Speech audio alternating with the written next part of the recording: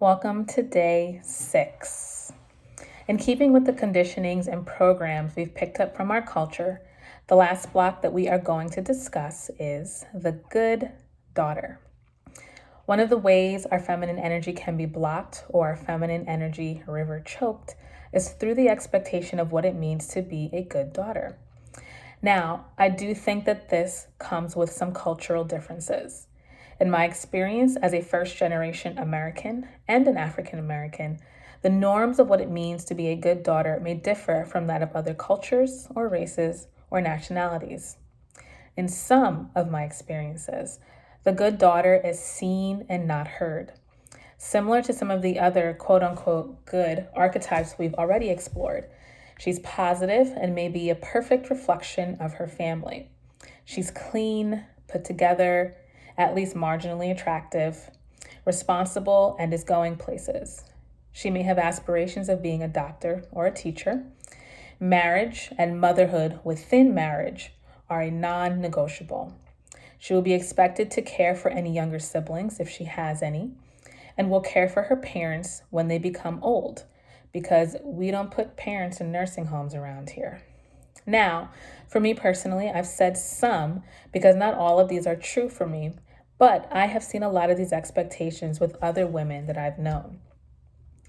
As we've been discussing all week, these expectations can choke our feminine energy because they put in blocks where we are unable to express our authentic selves or our true feminine embodiment. What if a daughter doesn't measure up to these expectations? What does it say about who she is as a person? When we feel we don't measure up, our disappointment about not measuring up, our grief about not measuring up, and maybe even rejection by our family due to not measuring up, can manifest in a plethora of ways.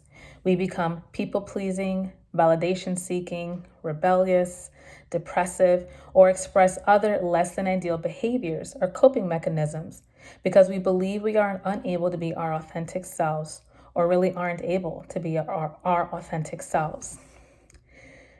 These coping mechanisms tend to stay with us as adults, and they tend to be sneaky as well, and we often don't even realize that we even have these mechanisms to begin with.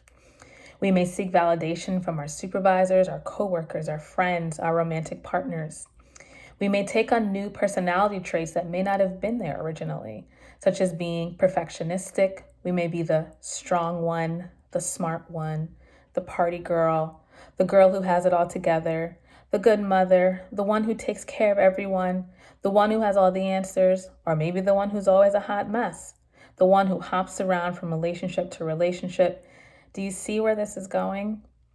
A lot of the ways in which we do things that we don't like, or have things about ourselves that we don't like, or can't seem to help ourselves or stop or change our behaviors, a lot of that is linked to the conditionings we picked up as children as to the type of girl, woman, or female we were told to be, whether deliberately or what we picked up from our culture and society. Here is my story. I mentioned in a previous video about my high-achieving and perfectionistic tendencies.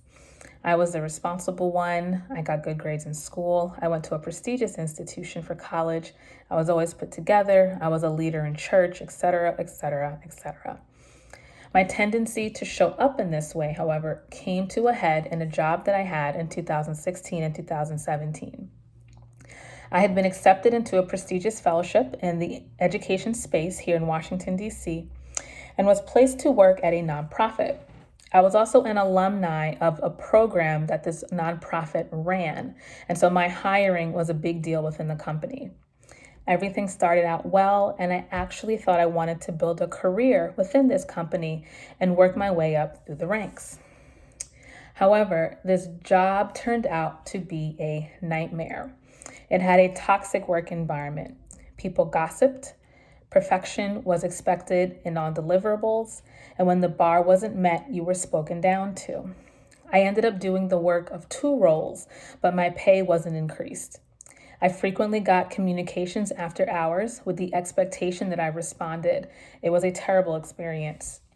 However, due to my own conditionings and programmings from my childhood, As previously discussed, I assumed that I was the problem. I wasn't working hard enough. I wasn't good enough. My work wasn't good enough, and I needed to do better. I needed to be more organized. I needed to use my time more efficiently. I needed to be a better employee. I needed career coaching. I needed to be more perfect in my deliverables. I just needed to be good enough. There were 2 points that things came to a head to shake me out of this trance of doing more and being more to the point of burnout. 1, I had one of the heaviest periods in my life, which was very, very scary. I had a period that winter that was super heavy and not the norm for me. I was soaking through a super pad in 2 hours for 3 days. One of the days was so bad that because I hadn't brought enough pads with me and had an event I had to attend to after work. On my way home later that evening, I bled over the pad, into my underwear, into my pants, and onto the seat of my car. I ended up calling my older sister, who's a doctor, to get some help, and she said if it continued for another day to go to the hospital. However, after that night, it began to taper off. 2, one of the higher ups had asked for feedback about my role towards the end of the fellowship. And as I had known her for a few years, being that I was an alumni of the program, I gave her my honest opinion. I stated that I thought the role might be too big for one person. And sometimes I had a hard time knowing exactly what the expectations were around deliverables. A few days after my meeting with her, my direct manager met with me to tell me that my feedback was not appreciated and I had upset this higher up. I was then told that if I didn't apologize, that they would make it very hard for me to find a job in Washington, D.C. when my fellowship was over. I wish I could say that I didn't apologize, but at the time I did what I thought I needed to do to secure my livelihood and made the apology that the higher up needed. Now, I believe that these experiences were a manifestation of the energy I was putting into this job. Because I had been so used to expending my own life force on everyone else but me, as the good daughter, as the good mother, as the good whatever, I had nothing left for me. And my period showed me that I was literally bleeding myself out to a job just to show up in the way that I believe I needed to based on my programming, depleting myself to meet the expectations outside of me instead of replenishing me first. I believe I manifested this kind of job due to my programming. I applied for and was accepted into a job that was in alignment with my programming of depletion, people-pleasing, validation-seeking, perfectionism, all of it. My experience with the higher up was similar, the people-pleasing and putting others' needs before myself. Obviously, I don't work here anymore, and I've honestly never experienced another kind of situation like this since, because I recognized the lesson and turned things around.